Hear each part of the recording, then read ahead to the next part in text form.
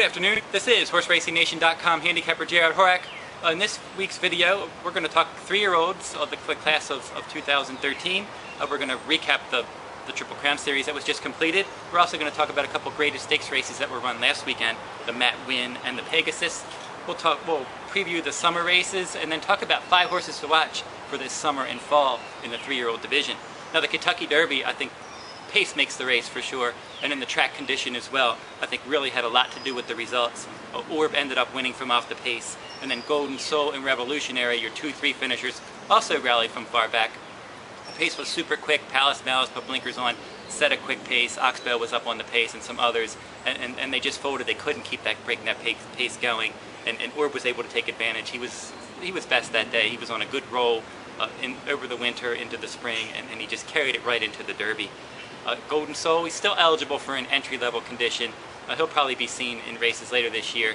He likes to sit back, chug along, and make a decent run. He's always a threat to finish underneath, but he has to prove that he can win a big race before I would consider him a serious threat in any of these big grade ones. And then Revolutionary, I think he's going to be finished for the season for Windstar Farm. They're probably going to bring him back as a 4-year-old.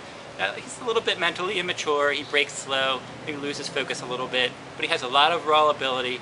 He usually runs his race, and I would expect as he gets older, he'll continue to get better. He's definitely one to watch next year. Now the Preakness Stakes, a complete different pace scenario than the Derby.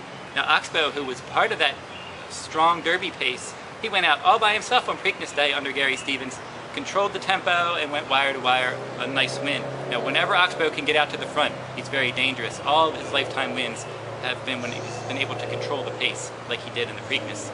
And he's, like I said, under those circumstances, he's always dangerous. Even when he doesn't get the lead, he tries hard. But when he does get that early lead, he's got a lot of heart, and he doesn't like to get past. Now, second in the Preakness Stakes, It's My Lucky Day. He ran a decent race. He bounced back. He was strong in Florida this winter. Now, unfortunately, he ran in the Pegasus Stakes, which I'll talk about later this weekend. He ended up pulling up. But I'll talk about that in a few minutes. And then Malice was third in the Preakness. He rallied for 5th in the Derby.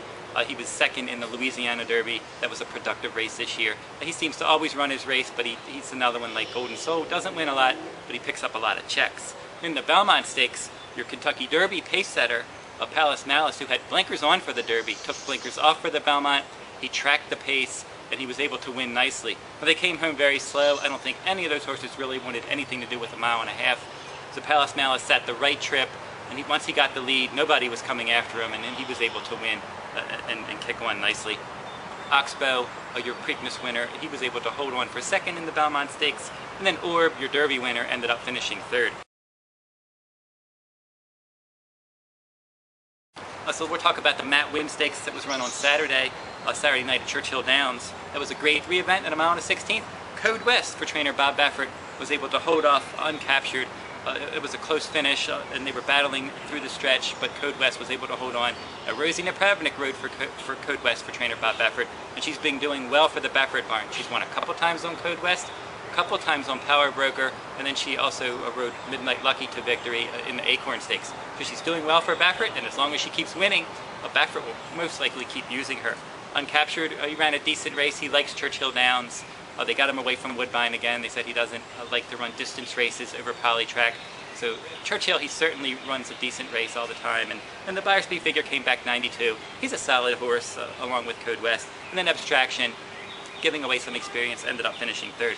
In the Pegasus, Verrazano was able to just control the pace throughout. He went 24 and change for the opening quarter, and it was basically over from there. He broke from the rail, controlled things from the outset.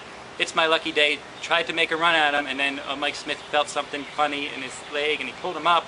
And so far, it doesn't look like it's going to be a career-threatening injury for It's My Lucky Day, but he'll probably be out of action for a little while. They're still doing tests. The first round of tests didn't find anything, so now they're going to do some scans and see if they can find actually what caused him to pull up in that race.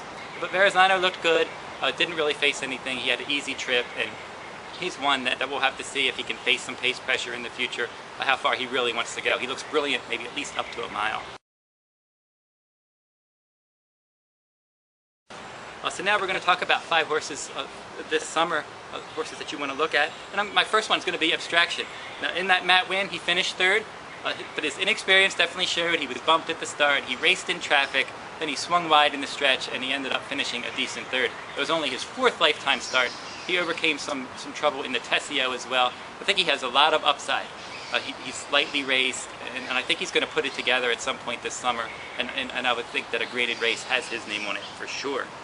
Now, Balance the Books is another one that I'm going to look at. He was one that's been in my top 10 list for quite some time. I had him in my Derby top 10 a long time. They actually gave him a shot to get in the Kentucky Derby. They ran him in a couple of synthetic stakes races. He disappointed in both of them. So now Chad Brown's giving him a rest, taking him up to Saratoga. He's back on the work tab. And when he gets back on the turf, I think he's a big late threat in any of those turf races, especially when it's going to be a legitimate pace. So watch for him this summer in Saratoga. I think that he's going to be a big threat, definitely from coming off the pace for sure. Another one that you're going to want to look at from the horses of the 3-year-olds later on this summer into the fall, Departing for trainer Al Stall Jr. He disappointed a bit in the Preakness. He made a little bit of a run on the inside, but flattened out late. In the Preakness, I just think that the inside wasn't the place to be. That's where he was.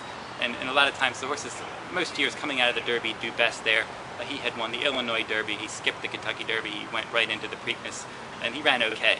But watch for him later on, especially if he shows up in a race like the Super Derby. Al Stall always seems to point for that race. Departing seems like a perfect horse for that. He's got that tactical speed. So look for him maybe to come on and be a big threat if he shows up in a race like the Super Derby. Normandy Invasion, definitely another one to look at for trainer Chad Brown. He's back on the work tab as well. In the Kentucky Derby, that pace was quick. He made the first run, he took the lead, but he just couldn't hold on because that pace was so quick. He moved too soon. If he would have waited a little bit longer, maybe he would have done better. But he was training aggressively Derby week. There's no surprise why he made such a big aggressive move. Now he's one that hasn't won a stakes race yet, but he's really threatening, and I think watch out for him this summer. He could have a race like the Travers in mind for sure. He's pointing for the Travers, and I think he could be a big threat in a race like that. Now the final one is going to be Powerbroker. He's one that was highly regarded as a 2-year-old. He won a Grade 1, the front runner at Santa Anita. That was his first win of his career. Then he disappointed in the Breeders' Cup Juvenile. They laid him off. He fell behind for the Kentucky Derby. They actually tried to run him to get him in with the Santa Anita Derby, but that was his first race off a layoff. He didn't threaten there, finishing 5th. But now he's won back-to-back races in the allowance ranks, optional claiming ranks, and then on Belmont undercard. He actually ran faster than the Belmont Stakes horses, winning the Easy Goer Stakes.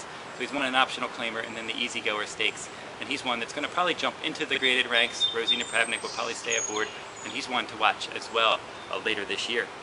Now that'll wrap up this video. If you want to see any more information about these 3-year-olds, go to horseracingNation.com. We'll have all the updated news, results, and video. And that's a wrap for this week. Good luck at the races.